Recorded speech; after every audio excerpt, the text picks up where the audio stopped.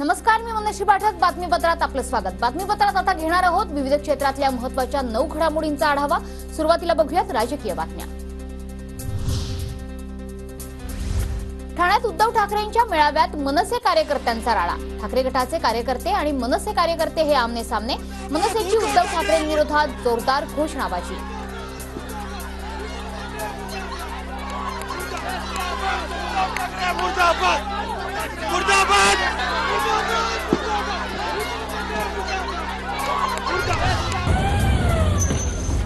मनसे कार्यकर्त्यांकडून उद्धव ठाकरेंचा ताफा अडवण्याचा प्रयत्न. ताफ्यासमोर नारळ, टोमॅटो, शेणही फेकलं. महिला कार्यकर्त्यांनी बांगड्याही फोडल्या. पोलिसांनी या कार्यकर्त्यांना ताब्यात घेतलं.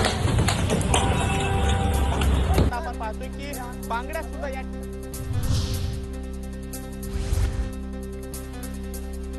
मनसेच्या राड्यानंतर मनसे कार्यकर्त्यांनी राज ठाकरेंना व्हिडिओ कॉलद्वारे संवाद साधला.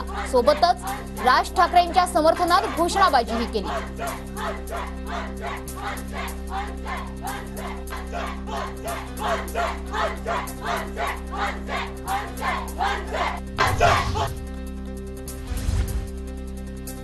तर काल जी क्रिया झाली त्याला ही प्रतिक्रिया असल्याची प्रतिक्रिया ही संदीप देशपांडे यांनी दिलेली आहे.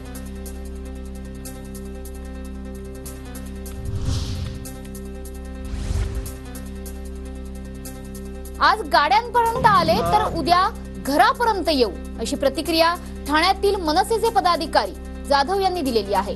अविनाश जाधव यांनी मनसेच्या राड्यानंतर ही प्रतिक्रिया दिली.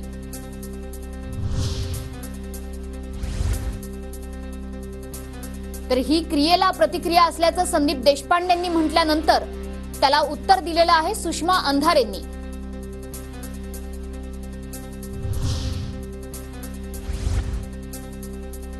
तर मुख्यमंत्री शिंदेंनी सुद्धा मनसेच्या या राड्याबाबत प्रतिक्रिया दिली.